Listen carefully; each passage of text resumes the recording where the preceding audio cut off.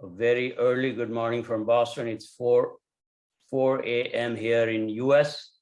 And just so that you know, we are in the middle of a very severe thunderstorm.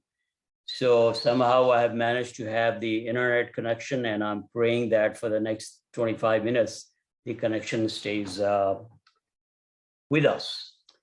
So I'll get started. Wes, thanks a lot for the excellent introduction. I don't know how deserving, but thank you so much. So this presentation is going to be on innovations in CAR T-cell cancer gene therapy manufacturing in order to make these CAR T-cell therapies more affordable and accessible. I'm from MedTherapy Biotech. My presentation is divided in 3 parts. In the first part, I will talk about the CAR T therapy. Then we go into a few slides where I'll talk about what are the challenges, and then lastly, how we have tried to innovate the process to overcome this very severe and incapacitating existential problems. I'll spend about a minute each on every slide, and hopefully in 15-20 minutes, I should be able to be completed. So MedTherapy is a Boston-based biotech company. It was founded by oncology experts and scientists from Harvard Medical School in Boston, and formerly with Novartis, a pharmaceutical company you may be aware of. We have developed our own world-class proprietary manufacturing technology for CAR T therapy. CAR T therapy itself, since all of you are working in oncology, I don't need to dwell too much about this, but it's the only therapy which is now considered a cure for cancer. And this is being called so because it's a living drug. No other medication or chemo is administered to the patient. And the success results, the response results, I'll share with you in a few seconds, and you will see for yourself why it has been deemed as a cure, or rather miraculous cure for cancer. However, in spite of the fact that it has been deemed as one of the most innovative developments in medicine in 100 years, it has some severe problems. I'll mention 3 of them. The cost. It costs about, in US at least, $500,000 for each patient. If that wasn't bad enough, the real challenge further is we cannot manufacture for all the eligible patients because it can be manufactured only as a personalized therapy, only 1 patient at a time. And currently in US, all manufacturers or CAR T companies are having severe constraint in scaling up their capacity to meet the need of the patients who are otherwise deemed to be eligible for this therapy.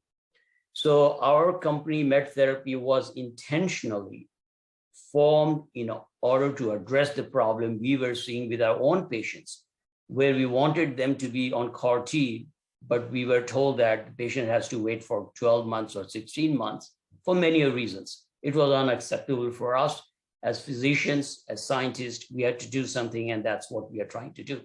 The mission of this biotechnology MedTherapy company is how do we make this life-saving, miraculous cure for cancer more affordable and more accessible, not only in US, but rather more so globally, especially in developing countries. This got approved in 2017 when I was at Novartis. Our team was the first one in the world to get the approval from FDA for this CAR T gene therapy. On that day, August 30th, 2017, the world of medicine has changed forever. That treatment was approved for ALL, acute lymphocytic leukemia. Now that's proving itself for many, many other indications. And therein lies the promise of this therapy. I'll share 2 slides which show how promising and efficacious this treatment is. This is a slide which is for leukemia, the ALL, and you can see the response rate going even higher than 90%.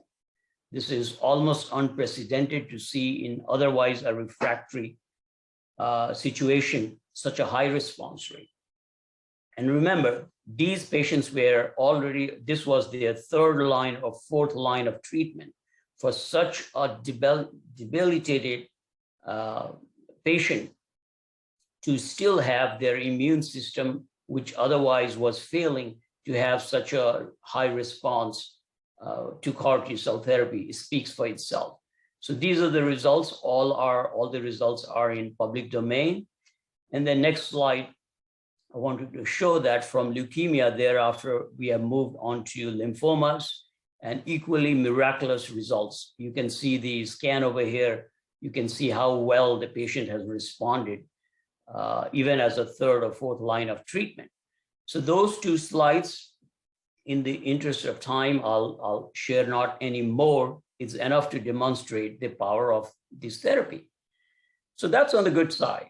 On the challenge, as I said, there are some existential problems in making this therapy available for our patients. One, of course, the cost, the total cost for the therapy and the administration while being hospitalized is approaching sometimes $1 million per patient. In terms of the number of patients who are eligible, only 10% are able to immediately get the treatment. Only 40% are able to get the treatment. And only 10% of the manufacturing capacity currently exists in US. Even it holds true even globally. And the manufacturing processes are so inconsistent across many indications, which further adds to the problems with the therapy and the manufacturing of it. I have only one slide on the technology of it. This is an oversimplified schematics of how CAR T cell therapy works. I hope you can see my cursor. The steps are lined up here as a step 1, 2, 3, 4, 5. The very simplified overview of this is your patient comes, you do the assessment. If you deem the patient to be eligible for CAR T, you take the cells, the immune cells from the patient through apheresis, you send it to the lab, for example, our lab. In the lab, in the background, their steps 2 and 3 have already occurred. And that step involves the development of the CAR T gene sequence, which subsequently we will introduce into a virus vector. And that vector in step 4 is then transduced into the patient's lymphocytes. We grow them for some period of time, proliferate them, and lo and behold, your treatment is ready. The patient's own cells, immune cells, no other medication, now have been genetically bioengineered, and it is now ready to go inside the body and kill the cancer cells. We transfuse it back into the patients, and there the miracle happens. Now, going into a little bit more in depth, how is a CAR T constructed? So this is a slide where I have the schematics. It's a very, very complex process because this is the only treatment, to the best of my knowledge, which combines oncology, it combines genetics, and it combines immunology. So of course, the formulation is very, very complex. I have simplified to some extent, and I'll quickly go over some of the steps. Step 1 on your left side, which says construct of a CAR gene. The CAR itself, CAR, as you might know, it stands for chimeric antigen receptor. And it's called chimeric because it's coming from some other source, not from the patient itself. So these steps I will oversimplify. And I think from my presentation, there are 3 things I hope you will take home with you. One of them is you would know, based on this presentation, how the CAR is actually constructed. You may have read it in many journals, but actually the schematics is a little more complex, and many of these medical articles we read skip some of the functions, some of the steps. All right, so here is step 1. What it does is it combines the 2 arms of your immune system, the cellular and the humoral, the T cell based functioning and the B cell based functioning. B cell, as you know, is very good at recognition, whereas T cell is very good at killing off the target cells. but T cells are not as good as recognizing the targets, especially if the target has camouflaged the antigen on its surface. So what we do is, first, we raise an antibody against a particular tumor target, let's say CD19, which is a pan B cell marker. So we first raise an antibody, monoclonal antibodies against the target. Then we take out and find out what's the gene sequence which was responsible for recognition of the tumor targets or tumor antigens. We then take that tumor sequence from the B cells, and then we try to insert or transfect into a virus. These viruses are non-pathogenic. They have been rendered incompetent of replication. They are non-pathogenic, non-mutagenic. So we take the virus, knock off all the genes which are non-essential for its survival, and we artificially insert the gene against the tumor target, which we had raised in the monoclonal antibodies, and package that into the virus vector. Now you have a virus which has the gene which is responsible for recognition of the tumor targets. Next, you take that virus and transduce into the patient's T cell. Now that T cell, as you can see, if you can see my cursor, it has these natural receptors. Now you're inserting artificial receptors, which is called CAR, C-A-R, and you can see your T cells now have been empowered with these artificial receptors, which are specific to the target on the tumor. They go and kill the tumors. So that's how the CAR is constructed. That's on the first part, construction of the CAR. When you want to manufacture it on a little larger scale, the process becomes even more complex. Here I've outlined the different steps involved in the manufacturing of CAR. I will not go into detail, but basically it involves apheresis as the starting point and your final product, which is frozen. In between, you basically take your T cells and you try to refine them in a format where you have more of T cells and less of non-T cells in a particular configuration or a certain kind of T cells, and then you transduce them. The purpose of this slide is simply to show how complex that process is. And if you thought that process was complex, you can look at this slide and you can imagine how complex actually it is when you want to scale up. So those are the problems, the manufacturing problems, why it is making it so hard for our patients to have this treatment. So at MedTherapy, what we have done is we have taken all those challenges and we have come up with our own manufacturing innovations, which I'm going to share with you, which has made it now accessible, affordable, more efficient a process. That was my first part. Now I'm moving into the second part of my presentation, where I will show you 2 or 3 slides on what the challenges are in terms of the various processes. I've listed here all the processes in a particular sequence, starting from preconditioning of the patients, apheresis, T cell selection, activation, proliferation, transfection of the virus vector with the specific CAR gene sequence, then the transduction of the T cells from the patients, then we proliferate those transduced cells with the CARs. Finally, we do the quality test, product release, and transfuse it back into the patient. That was enough for showing you what those challenges are. The challenges with all of those processes, as you can see here, is at every step, we lose almost 10 to 20 to 90% of your T cells. Either we lose their viability, we lose the count, we lose their capacity to be transduced, we lose their capacity to be transduced, we lose their capacity to proliferate, and they lose the capacity, or we don't have the capacity to transduce those cells which are the most effective in killing.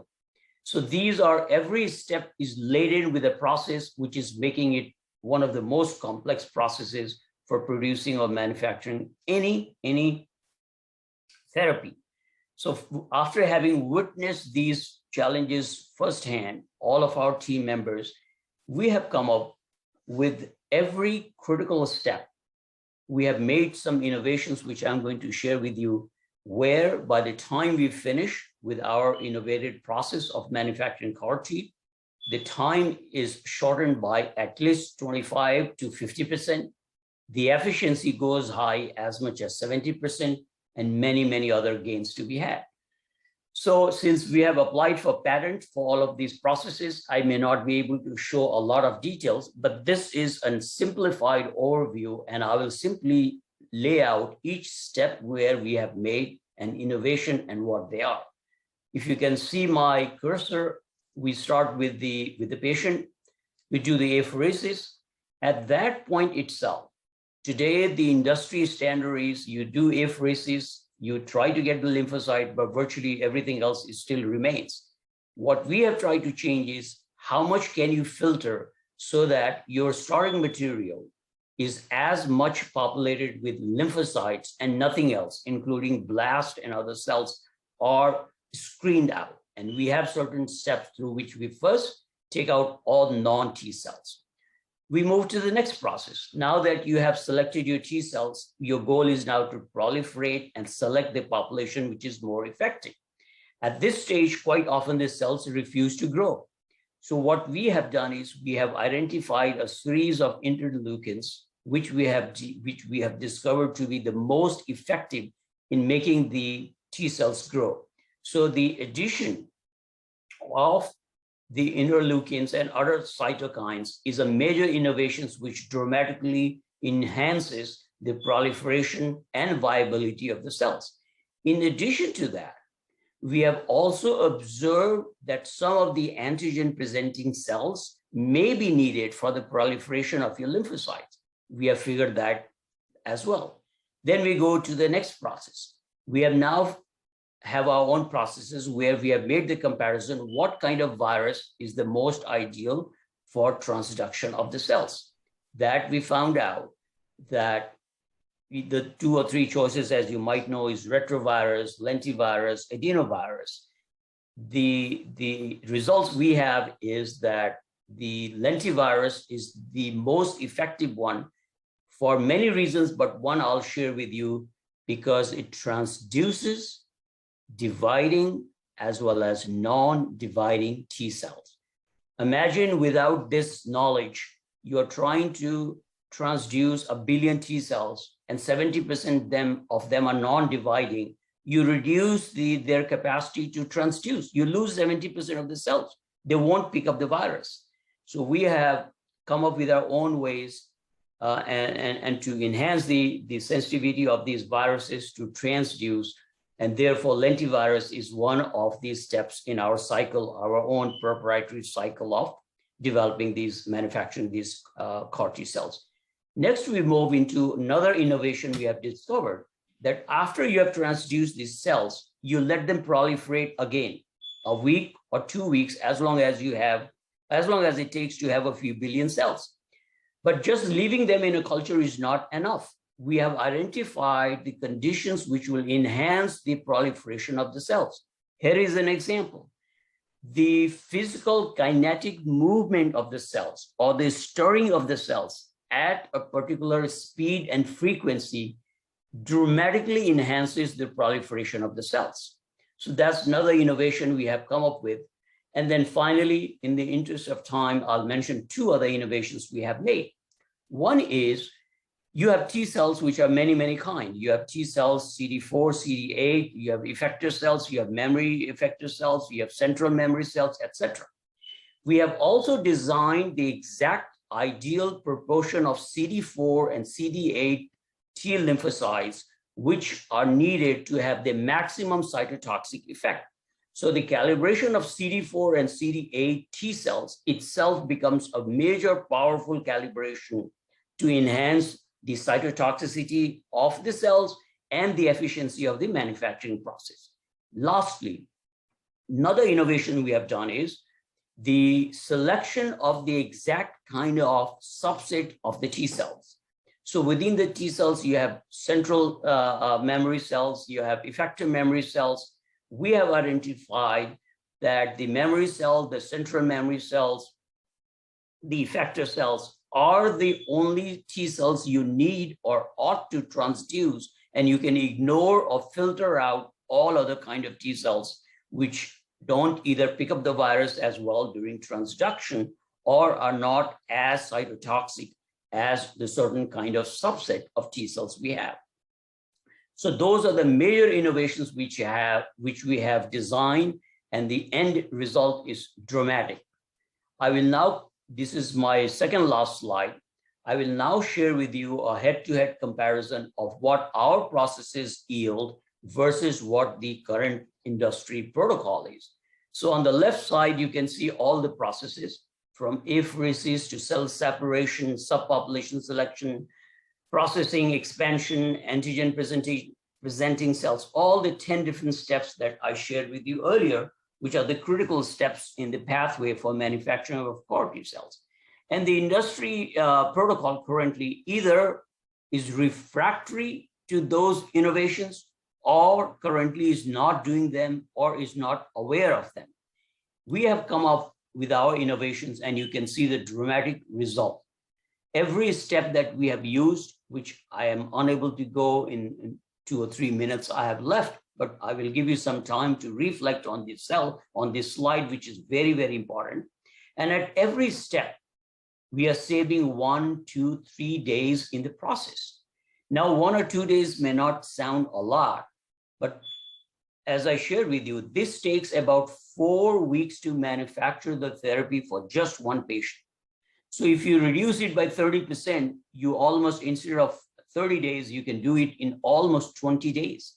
And for a patient with advanced AML or ALL, those 2-3 weeks mean a lot. It may mean the difference between life and death or getting the treatment in time, just in time, versus not getting it.